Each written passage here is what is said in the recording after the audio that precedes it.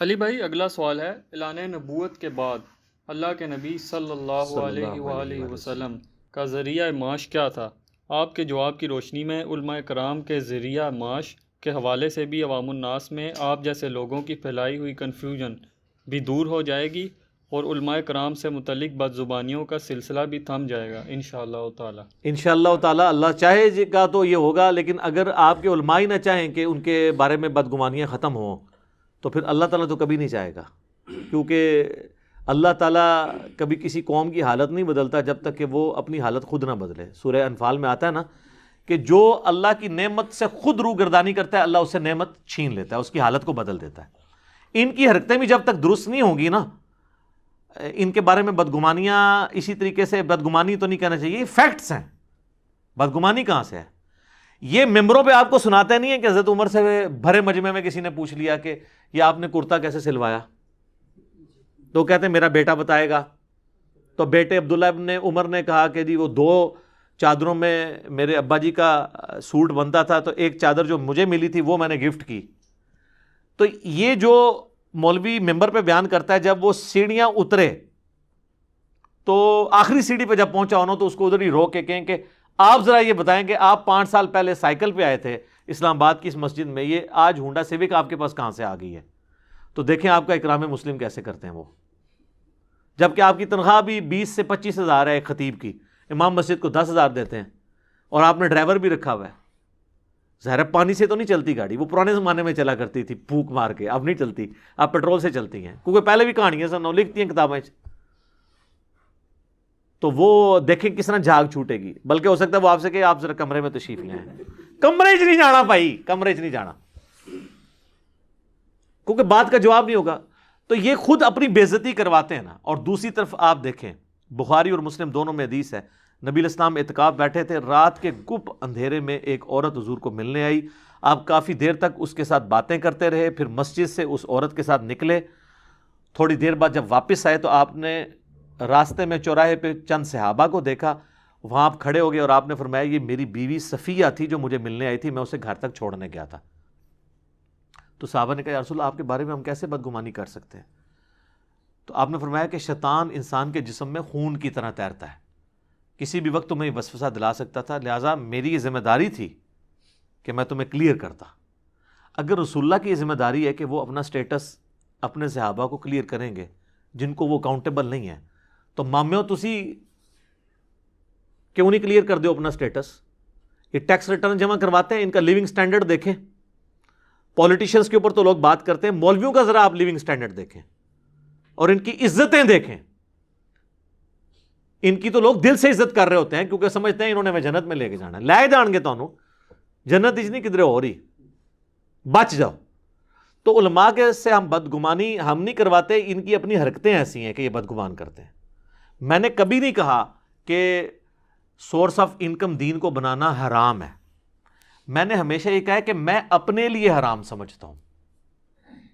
اس کا یہ قطعاً مقصد نہیں ہے کہ نعوذ باللہ من ذالک میں فی نفسی ہی کوئی فتویٰ لگا رہا ہوں۔ اپنے اوپر کوئی شخص کوئی پابندی لگانا چاہتا ہے تو لگا لے، اس میں تو کوئی فرق نہیں ہے۔ ہاں اس اعتبار سے کہ اگر وہ کہے کہ میں اس کو حرام سمجھتا ہوں اور یہ مطلقاً حرام ہے، پھر وہ ایک ایکسٹریم رویہ ہو جائے گا۔ باقی اس میں یہ مثال دینا کہ حضور علیہ السلام نے اپنے اوپر شہد حرام کر لیا تھا تو اللہ تعالیٰ نے ان کو منع کیا، بھئی حضور علیہ السلام سے تو شریعت بٹنی تھی، اگر آپ شہد حرام کر دیتے امت پہ ویسے ہی حرام ہو جانا تھا۔ اور دوسرا وہ تو ایک ضرورت کی چیز تھی نا، اور ایک شفا والی چیز تھی۔ اگر ایک بندہ کہتا ہے میں نے دین کو سورس آف انکم نہیں بنانا، تو آپ اس کو اس پہ آڑ دلائیں گے کہ نہیں بڑھا، تو کھا دین، تو اس کو اپریشیٹ کریں۔ ایک بندہ فری آف کاسٹ کام کرنا چاہتا ہے، آپ کہہ رہے ہیں نہیں نہیں تو پیسے لے کے کر، عقل کام کرتی ہے، دو مختلف باتیں ان کو آپس میں جوڑتے ہیں، ٹھیک ہے نا؟ تو آپ اپنی حلال کرنے کے لیے مجھے نہ بیچ میں تختہ مشق بنائے، میں نے کبھی بھی نہیں، میں نے تو جماعت المسلمین والوں کے خلاف بھی یہ باقاعدہ ویڈیو ریکارڈ کروائی تھی کہ امام مسجد کی تنخواہ درست ہے، نماز پڑھانے کی نہیں، جو بندہ دین کے لیے وقف ہوا ہو، بچوں کو تعلیم دیتا ہو۔ ہاں اگر فی سبیل اللہ دینا چاہتا ہے بہت اچھی بات ہے، اس کے اوپر میرے باقاعدہ ویڈیوز ریکارڈڈ موجود ہیں۔ اب آ جائیں نبی علیہ السلام کی طرف۔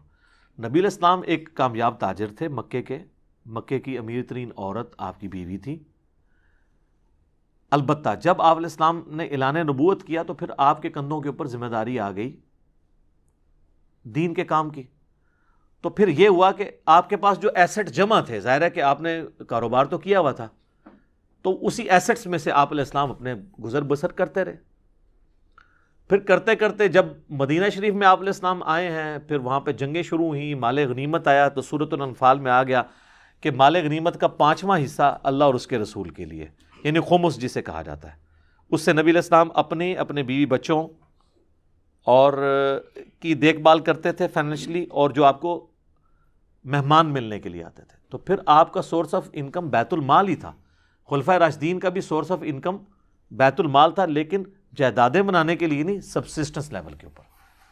دیکھیں نا، یہ بزرگ غفاری نہیں کہتے ہیں، بخاری مسلم میں حدیث ہے کہ یہ سامنے احد پہاڑ دیکھ رہے ہو، تو حضرت ابو ذر کہتے ہیں میں نے سوچا حضور مجھے کسی کام سے بھیجیں گے، تو میں سوچنا شروع ہو گیا کہ میں اتنی دیر میں واپس آ جاؤں گا. تو آپ فرمایا یہ سونے کے برابر بھی یہ سارا پہاڑ سونے کا ہو تو میں 3 دن نہیں گزرنے دوں گا کہ اللہ کی راہ میں اسے خیرات کرتا ہوں. تو نبی علیہ السلام تو خیبر کے بعد اتنی وسعت آ گئی تھی، اس کے باوجود نان و نفقے کی شکایت بیویوں کی طرف سے رہی، حتیٰ کہ آپ کی وفات ہو گئی. بخاری مسلم میں آتا ہے کہ وفات تک آپ علیہ السلام کے گھر بعض اوقات 1-1, 2-2, 3-3 مہینے چولہا نہیں جلتا تھا، اور صرف کھجور اور پانی کے اوپر گزارا ہوتا تھا. تو آپ نے تو فقر کی زندگی اڈاپٹ کی ہے، محلات نہیں بنائے، جدادیں نہیں بنائیں، پلازے نہیں کھڑے کیے، لگژریس لائف نہیں گزاری. آج آپ دین کے نام پہ مولویوں کو دیکھیں، بچوں کو علیحدہ گاڑیاں لے کے دی ہوئی ہیں، اپنے لیے علیحدہ رکھی ہوئی ہے، اور آپ ان کو دیکھیں کہتے ہیں جی ہم دین کے لیے وقف ہیں. اور دین کے لیے یہ وقف ہوتے ہیں کہ جب ان کا کوئی لیڈر ان کو کہتا ہے نا فلاں جگہ جلسہ ہے، اینے بندے لے کے آ جانا، تو لے کے آ جاتے ہیں. یہ وقف ہے دین کے لیے. باقی کو کام شام ان کا کوئی نہیں ہے، وہ آپ کے سامنے ان کی آؤٹ پٹ آپ کو نظر آ رہی ہے.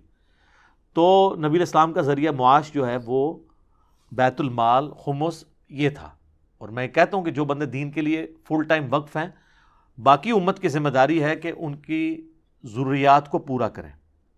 لیکن ضروریات بالکل بھی یہ نہ ہو کہ ان کو آپ مطلب وہ فقر والی حدیثیں سنا کے ان کو ماری دیں. یعنی ان کے بچوں کی تعلیم، سارا خرچہ جو ایک عام نارمل ہے وہ تو ہونا چاہیے نا. صحیح بخاری میں آتا ہے کہ حضرت ابوبکر صدیق رضی اللہ تعالیٰ عنہ جب خلیفہ بنائے گئے، تو یہ آپ کو مشکات میں بھی حدیث حکمرانی والے چیپٹر میں مل جائے گی. تو حضرت ابوبکر نے صحابہ کو مشورے کے لیے جمع کیا اور کہا کہ دیکھو میرا بڑا اچھا خاصا کاروبار چل رہا ہے اور میرے بیوی بچوں کا خرچہ نکل رہا ہے، لیکن اب تم نے میرے اوپر یہ ذمہ داری ڈال دی ہے حکومت. اور یہ حکومت چلانی آج والی حکومت چلانی نہیں تھی سر، کہ چلائی نہ چلائی برابر ہے، بس اپنے پکس لے لیے. وہ تو ادھر آپ دیکھیں کتنے فتنے تھے جن کے اوپر حضرت ابوبکر صدیق کو ہر وقت ٹینشن کی زندگی تھی، جنگوں کی زندگی. تو دیکھو بھائی میں اب تو اس طریقے سے تو اپنے بال بچوں کو بھوکا تو نہیں مار سکتا. پھر صحابہ نے مشورہ کیا کہ جی آپ کا وظیفہ ہم بیت المال سے لگاتے ہیں، آپ مسلمانوں کے لیے نظام حکومت چلائیں اور مسلمان بیت المال کے ذریعے آپ کی اور آپ کے گھر والوں کی پرورش کریں گے. تو اسی کی ماڈرن فارم یہ مسجد کمیٹیاں، کیونکہ اب حکومت کا تو بیت المال کا سسٹم نہیں چل رہا. مسجد کمیٹیاں جو چندہ اکٹھا کرتی ہیں، اسی میں سے جو ہے وہ مسجد کے امام کو یا خطیب کو یا جو لوگ دین کے لیے وقف ہیں ان کی خدمت کرتے ہیں. تو یہ بالکل جائز ہے. نماز پڑھانے کی تنخواہ نہیں. وہ سنن نسائی میں حدیث ہے، اور امام حاکم نے امام مسلم کی شرط پہ اس حدیث کو صحیح کہا ہے کہ کسی ایسے شخص کو اپنا مؤذن مقرر نہ کرو جو اذان کی اجرت لے. تو جب اذان کی اجرت لینا حرام ہے تو نماز کی اجرت بھی حرام ہے. نماز وہ اس نے ویسے بھی پڑھنی تھی اور جماعت سے ہی پڑھنی تھی، اس کی تنخواہ نہیں وہ لے گا. ہاں جو دین کے لیے وقف ہوا یعنی فل ٹائم مسجد میں اپنا وقت گزارتا ہے، مسجد کی دیکھ بھال کرتا ہے، محلے کے بچوں کو قرآن پڑھا دیتا ہے، اور باقی سارے جو سائیڈ بزنس جسے کہتے ہیں ہم دین کے حوالے سے وہ کر رہا ہے. یہ نہ ہو کہ اسلام پھیرتے ہی جا کے ٹیوشن پڑھانے شروع ہو جائے. لیکن ظاہر ہے وہ بیچارے اس لیے کہ تنخواہیں نہیں نا ان کو دیتے. میں تو کہتا ہوں ان کی ہینڈسم تنخواہیں ہونی چاہیے. آج کے زمانے میں امام مسجد کو 5,000 یا 10,000 کوئی تنخواہ ہے مجھے بتائیں. عام نارمل گھر کا خرچہ بھی جو بہت بھی یعنی روکھی سوکھی کھا رہے ہیں نا، ان کا خرچہ بھی 30,000 سے اوپر ہی ہے جو مشکل کے ساتھ گزارا کر رہے ہیں. ظاہر ہے جب آپ سارے خرچے ملائیں تو بلز ملائیں، بچوں کی تعلیم کا یہ سب، تو ایٹ لیسٹ ایک عام نارمل مڈل کلاس فیملی کا جو خرچہ ہے نا وہ ضرور میرے خیال میں تو امام مسجد کی 50,000 سے کم تنخواہ آج کے دور میں نہیں ہونی چاہیے. ایٹ لیسٹ دیں مسلمان. حکومت وقت کا کام ہے. سر آپ سعودیہ میں جائیں، ملیشیا میں دیکھیں کیا تنخواہیں ہیں امام مسجد اور خطیبوں کی. سعودی جس طرح یہاں پہ لوگ فوج میں جانا اور انجینئر ڈاکٹر بننے کو پسند کرتے ہیں نا، سعودی عرب میں اگر کوئی امام مسجد بن جاتا ہے سر، اسے گاڑی، بنگلہ اور تنخواہ آپ سوچ بھی نہیں سکتے کتنی لگژریس لائف اس کی ہوتی ہے. تو لوگ پھر دین کے لیے وقف بھی ہوں گے. تو نبی علیہ السلام کا ذریعہ معاش اعلان نبوت کے بعد بیت المال تھا. آج بھی جو لوگ دین کے لیے وقف ہیں ان کا جو گزر بسر ہے وہ بیت المال کے ذریعے ہی پورا ہونا چاہیے. ہم یہ جو بار بار کہتے ہیں نا کہ جی دین کو سورس آف انکم نہ بنائیں، وہ اس اعتبار سے کہتے ہیں کہ اس فطرے میں پڑھ کے، جیسے ہم زیادہ دولت کوئی حرام تو نہیں ہے، لیکن ہم کیا کہتے ہیں، اے اللہ ہمیں دولت وہ دینا کہ حضرت عثمان والی دولت ملے، کہ پھر اتنا جگرا بھی ہو کہ اللہ کی راہ میں خرچ کریں. ٹھیک ہے نا جی. تو اس لیے ہم کہتے ہیں یا تو اگر ہم اس فتنے میں پڑھ رہے ہیں اس آزمائش کے اندر، تو پھر یہ نہ ہو کہ ہم جدادیں بنائیں، پر پھر سبسسٹنس لیول کے اوپر ہی لائف گزاریں.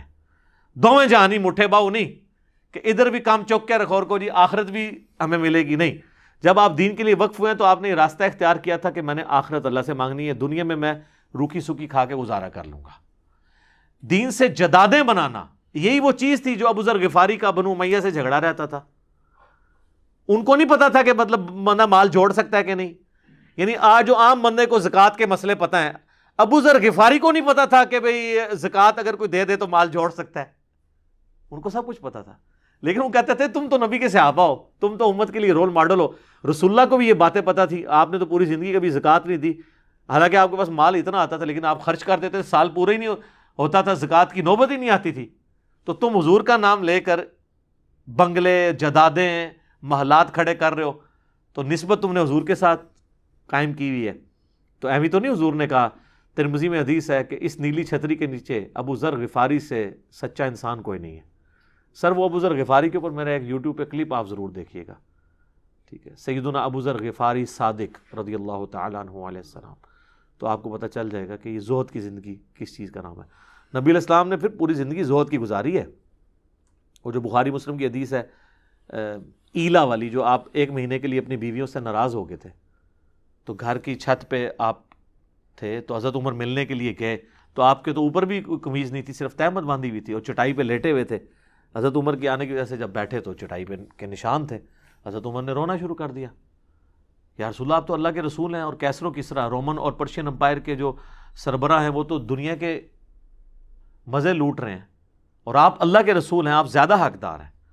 تو آپ نے فرمایا اے عمر، لگتا ہے کہ دنیا کی حقیقت ابھی بھی تم پہ نہیں کھلی، کیا تم اس پہ راضی نہیں ہو کہ کیسر و کسریٰ دنیا کے مزے لوٹیں اور ہم آخرت کی سعادت حاصل کر لیں. اور پھر حضرت عمر نے یہ ایسی نصیحت پلے باندھی ہے کہ نہ حرام کھایا ہے نہ کسی کو کھانے دیا اپنے دور کے اندر.